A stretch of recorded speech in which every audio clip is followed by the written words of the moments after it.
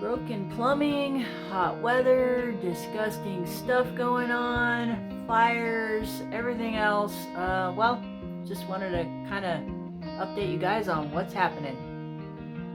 Okay, so if you guys saw my last video, you know that Ron and I have had some plumbing issues, to say the least. And it's been like 1,000 degrees here every day for the past month, it seems like. Today we got a really nice cool day. I'm like so happy. It's like so much nicer today, and it's supposed to be kind of cool tomorrow. So we got a little bit of a break. We only got a break from this heat wave, I think, like I don't know, like once, like a few weeks ago. And so, but every day before that and since, for at least a month, has been like really hot and dry and bad. And every place on the West Coast, if you guys are not living on the West Coast, um, well, you might know because you've probably heard about it on the news, but like the whole place is on fire, all the way from probably into Canada, all the way down to practically Mexico. Here on the West Coast, a bunch of stuff is burning up in Arizona and New Mexico and all these places. So yeah, everybody's been on fire and everybody's been really hot. It's been a huge heat wave. Um, there's just been natural disasters all over the place in the United States. Yeah, in case you guys are watching in another country. So all of us this summer have really been tackling some adventures, and Ron and I are no exception. Thank goodness the fire beastie hasn't made it up towards our house lately. But it got pretty close a few times, but our firefighters here in town are pretty quick. They don't let stuff get too out of hand before they put it out. Luckily, we have that advantage. A lot of other communities don't. Yeah, we're pretty blessed with that. Um, so Ron and I, well, mostly Ron, because, well, he's the plumbing guy, has been replacing all the plumbing in our house. He got all of the important stuff fixed and everything. And now he's just doing some ancillary things like reconnecting some, like hose bibs and stuff. So we have some water faucets around the house, so that, you know how handy that is when you have a house. You want water on all four corners, or at least, a couple of corners. So he's trying to do that, because that's where the plumbing issues kind of started. Almost a couple years ago now, we started losing, pipes were breaking on our outside faucets and things, and they're just really old. They're like the original pipes. And this is the first house I've ever lived in where there were cast iron water pipes. Most of the places I've lived in, including older homes that I've lived in, and trust me, I've lived in a lot of places. They had copper pipes, uh, and if they didn't, they had PVC, and then more recently PEX piping, because like sometimes people will go in and they'll just redo stuff with PEX. So I've lived in houses that had that. So this is like a new one for me, like living in a house that has old cast iron pipes that just are falling apart. So yeah, he is just replacing them now with like PVC, because it's cheap and easy, and it's a little bit more modern, and also it's less dirty compared to some of the other stuff. Yeah, we're going to be drinking plastic possibly, but I take a shower in plastic, but at least it's better than, a bunch of dirt coming out and no water. So, and that's basically what was happening. It was like rust and dirt and just like nothing coming out. And we do have a lot of iron in our water from clay and sediment and things like that, because we have our own well, and our place is basically a big pile of red clay. However, a lot of that rust came from the old pipes, I'm very sure. So, yeah, so we've got that we're getting that taken care of. Right now, he's doing a few little things outside to see what he can do to basically make it so that we can have faucets around the house and stuff like that. And yeah, it's just not my expertise. I've helped with plumbing, and I know how to do a few things, but it's just not my deal. And most spaces around our house where there is plumbing, and there's only room for one person.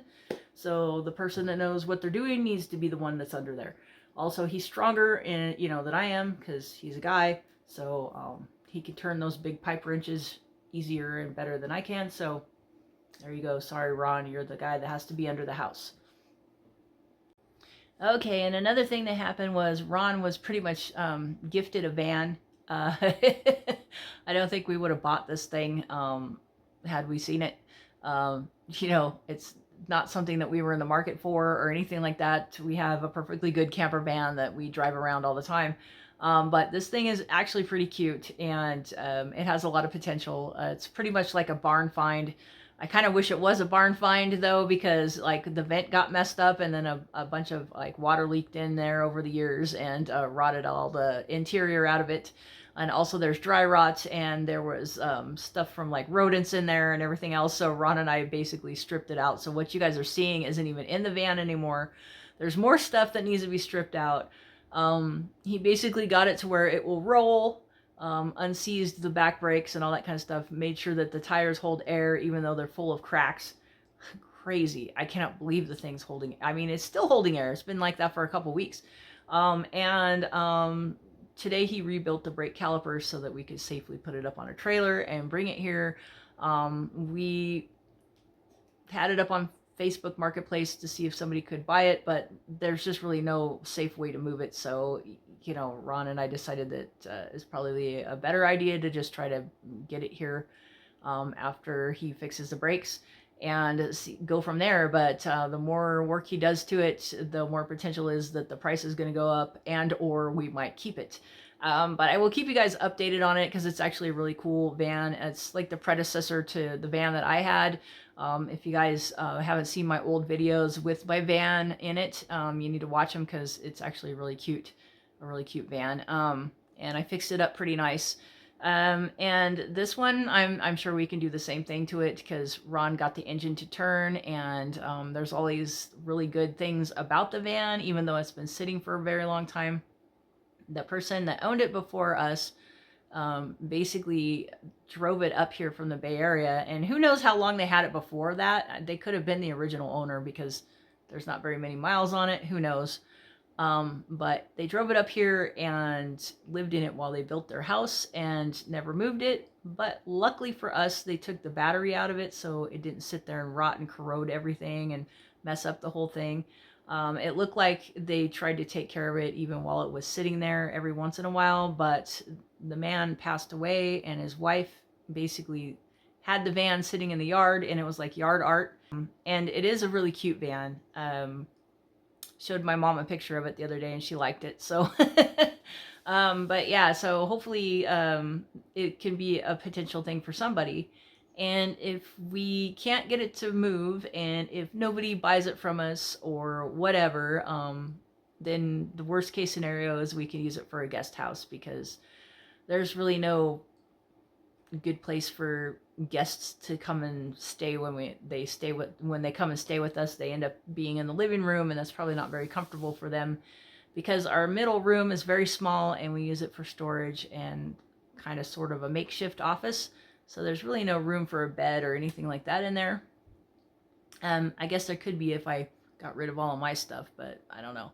But anyway, that's a whole nother story. But yeah, so that's just, the thing with the van. I just think that if nobody wants it and if Ron can't get it to go, then it doesn't have to go. It could just stay here and be a guest house. So there you go.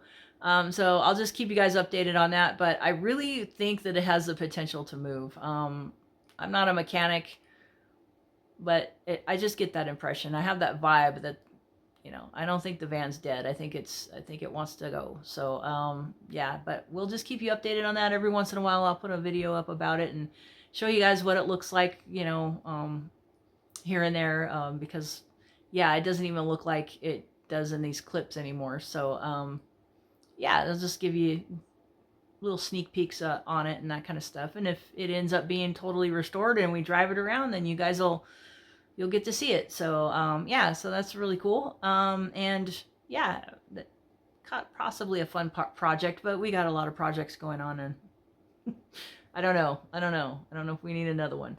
But anyway, yeah. it's lucky it's cute. I'll just say that. It's lucky it's very cute. So yeah, if it was some ugly eyesore, no. We probably wouldn't be as tolerant, so it would probably be gone already if it was an eyesore to us. But it's really not. It's a very aesthetically pleasing, nice van. So yeah. But anyway, so there's that. So guys, I hope you enjoyed this. If you did, please like and subscribe, and do what all the YouTubers want everybody to do and all that kind of stuff. All right, I'll talk to you later. Have a good one. All right, bye.